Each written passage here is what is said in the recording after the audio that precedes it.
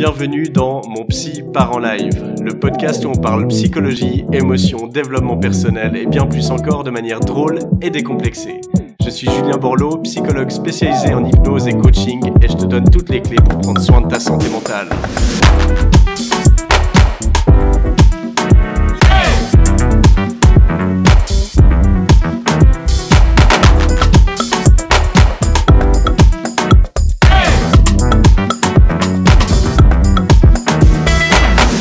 Bonjour à toutes et à tous et bienvenue dans ce nouvel épisode de mon podcast Mon Psy part en live. Je suis Julien Borloo, psychologue spécialisé en coaching et en hypnose, installé à Lausanne, en Suisse. Le problème avec le chômage, c'est que tu es au boulot dès la minute où tu te réveilles. Slappy White. J'adore cette phrase et vous l'aurez deviné, aujourd'hui on va parler de comment survivre au chômage. Et surtout comment s'en sortir également. Pourquoi ? Parce que c'est une thématique, je pense, qui concerne beaucoup de gens, et voire tout le monde. Je pense que de plus en plus, la case chômage fait partie de nos parcours professionnels. Pourquoi ? Eh bien parce que ce n'est plus aussi facile qu'il y a quelques décennies de trouver du travail. Et aussi parce que on a tendance à davantage changer de carrière, changer de profession. Et donc, ces périodes de transition peuvent se faire au travers d'une période de chômage. Si j'en parle, c'est aussi parce que je suis passé au travers d'une période de chômage, pas très longue, mais j'avais fait 3 mois et demi. En soi, j'aurais pas pu faire plus parce que c'était à la sortie d'études, donc j'avais le droit à 4 mois. Je crois qu'il me restait 3 jours avant ma fin de droit de chômage. Donc c'est quelque chose aussi où je vais mettre mon expérience personnelle, comme je le fais très souvent dans mes épisodes. Et bien là, je vais vous expliquer un peu quels sont mes conseils que j'ai pu tirer de mon expérience personnelle ainsi que des accompagnements des personnes que j'ai pu faire qui étaient dans cette situation de chômage pour survivre à cette période. Et plus que survivre, en faire peut-être une période même bénéfique pour vous. Alors partons de mon expérience personnelle. À l'époque, j'ai 25 ans, je viens d'obtenir brillamment mon master en psychologie clinique et de la santé à l'université de Fribourg et j'ai cumulé différents emplois durant mes études. De téléphoniste à assistant de recherche, de veilleur à éducateur, en passant par laveur de vitres et psychologue stagiaire. Et alors que j'étais prêt à me lancer définitivement dans le marché de l'emploi, paf, le destin a décidé de me faire passer par la case chômage. Alors après avoir digéré le fait de donner raison temporairement à mon entourage qui me répétait inlassablement qu'il n'y avait pas d'avenir dans la psychologie, je me suis tourné vers ma plus grande source de motivation, Michael Jordan. Ce dernier disait « Les obstacles ne doivent pas te stopper. Si tu te retrouves face à un mur, n'abandonne pas.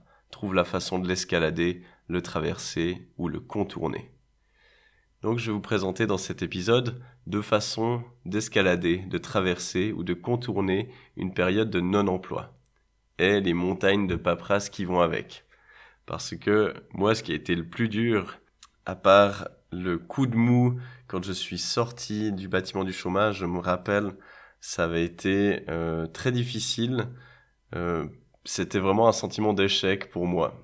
Alors quand je regarde après coup, au final j'avais aucune raison de me sentir comme ça parce que c'est une étape qui fait partie de la vie, que beaucoup de gens traversent, mais voilà, je me rappelle que ça m'avait mis un coup.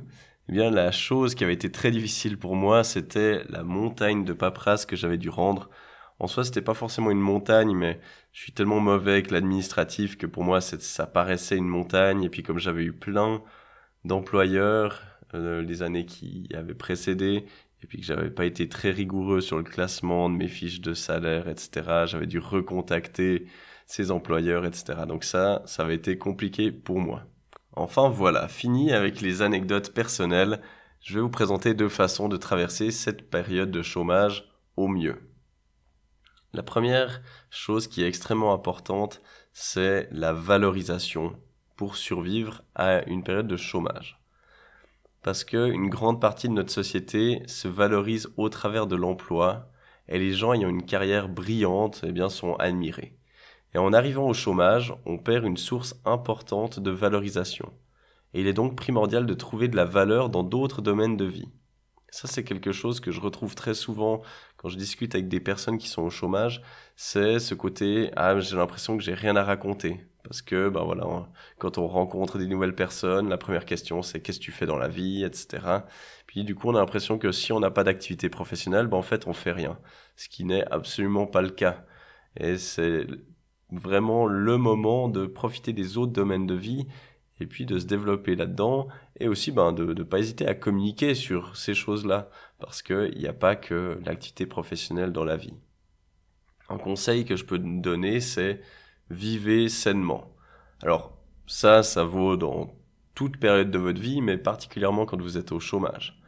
Faire du sport, vous nourrir sainement et prendre soin de votre corps vous donnera un sentiment d'accomplissement, de fierté et boostera votre estime de vous. Donc pas besoin de soulever des montagnes. Allez simplement courir 15-20 minutes. Si c'est trop pour vous, allez simplement marcher, pas de souci. Préparez-vous un bon petit plat, même pour des pâtes, Faites mijoter une bonne sauce, ayez l'impression de vous gâter, de vous faire plaisir. Une simple petite action suffit à vous rendre fier de vous. Pour ma part, à l'époque, je redoublais d'efforts à l'entraînement, quand à l'époque je faisais du basket encore. Donc je m'impliquais vraiment là-dedans et puis je me forçais à manger des plats équilibrés autant que je pouvais parce que à l'époque voilà, c'était pas gagné au niveau de l'alimentation, c'était pas forcément une alimentation très équilibrée que je me cuisinais. Un autre conseil que je peux vous donner, c'est de vous engager. Parce que lorsqu'on se voit contraint de bénéficier d'une aide de la société, il est possible de se sentir redevable envers cette dernière. Alors après, en soi, il n'y a pas à culpabiliser, le chômage, c'est un droit, donc c'est tout à fait ok. Mais on peut avoir ce sentiment d'être redevable. Alors pourquoi ne pas aider vos proches, que ce soit au sein de votre famille, ou vous engager dans des œuvres de bénévolat, de mettre votre temps à disposition des autres et profiter de réaliser des projets personnels. Ça peut être quelque chose de très puissant.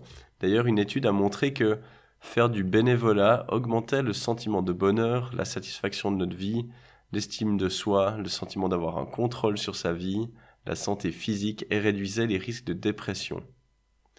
Donc, à l'époque, je profitais de mes instants libres pour rendre visite à mes grands-parents, revoir des amis que j'avais pas le temps de voir auparavant et m'occuper de mon site de coaching en ligne.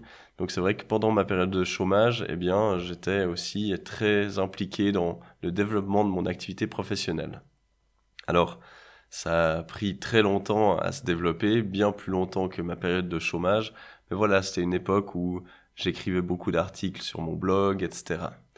Donc, de vous engager, de faire des choses pour les autres, ça va vous apporter aussi ce sentiment d'utilité, de valorisation, ça vous fait voir du monde aussi, ça structure les journées.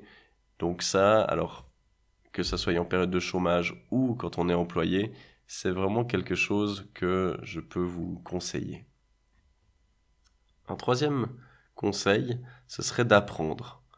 Parce que vous ne pouvez pas travailler pour le moment, mais il est toujours temps pour se former. Et si le chômage vous offre des possibilités de formation, sautez sur l'occasion. Après, vous n'êtes pas obligé de passer par là. Vous pouvez aussi profiter simplement de lire des livres, de vous inscrire à des cours, que ce soit en présentiel ou en ligne, de suivre des conférences, ça peut être de regarder des vidéos YouTube, d'écouter des podcasts.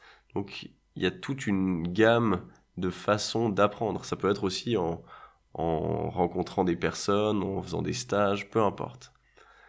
Pourquoi ? Parce que, à nouveau, le fait d'apprendre, cela vous valorisera, vous stimulera et vous aidera même à trouver un travail. Que cela soit en améliorant vos compétences ou en rencontrant de nouvelles personnes. De mon côté, à l'époque où j'étais au chômage, je lisais des articles sur Internet tous les jours. Je lisais beaucoup de bouquins sur la psychologie, le développement personnel, le développement d'un business, etc. Parce que c'était quelque chose qui m'occupait beaucoup à l'époque. Et l'idée, c'est également de passer à l'action pour survivre à une période de chômage. Parce que personne ne va venir sonner à votre porte pour vous proposer un emploi. Donc cette prise d'action, ce passage à l'action, alors il va être aussi valorisant, il va aussi nous redonner un sens de contrôle sur notre vie. Parce que quand on est au chômage, on est beaucoup dans l'attente. On envoie des dossiers, ça met longtemps avant qu'il y ait une réponse, finalement la réponse est négative. On reçoit des dizaines, voire des centaines de réponses négatives parfois. Et ça, à force, si on reste un moment dans cette période de chômage, ça peut nous mettre un coup au moral. Donc de passer à l'action, ça peut être une superbe façon de gérer, d'utiliser cette période. Ça peut être notamment en activant votre réseau. C'est à présent, et encore à présent, je pense que ça a été de tout temps, un des moyens les plus efficaces pour trouver un emploi. Car la plupart des offres d'emploi ne paraissent même pas. Elles sont simplement repourvues à l'interne. Donc il y a tout un marché gris, entre guillemets, des offres d'emploi qu'on ne voit pas si on se contente simplement d'aller sur les sites d'annonces. Et qui de mieux placé pour vous recommander auprès d'un employeur qu'un ami pour qui vous comptez, ou qu'un ancien collègue avec qui vous avez déjà travaillé et qui vous estime.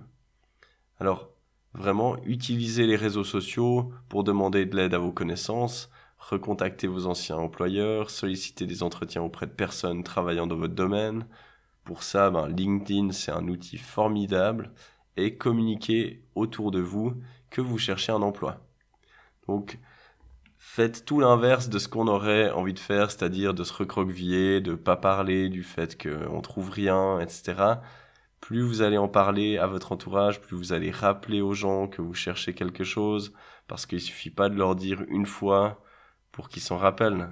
On leur dit une fois, il y a rien, et puis tout d'un coup, paf, on leur redit, et là, il y a une opportunité. Et puis là, ils vont y penser et parler à la personne qui peut être décisive. Avec LinkedIn, je me rappelle à l'époque où j'étais au chômage, à l'époque je souhaitais travailler dans le milieu de la prévention, j'avais cherché prévention sur LinkedIn et puis j'avais contacté toutes les personnes qui travaillaient là-dedans.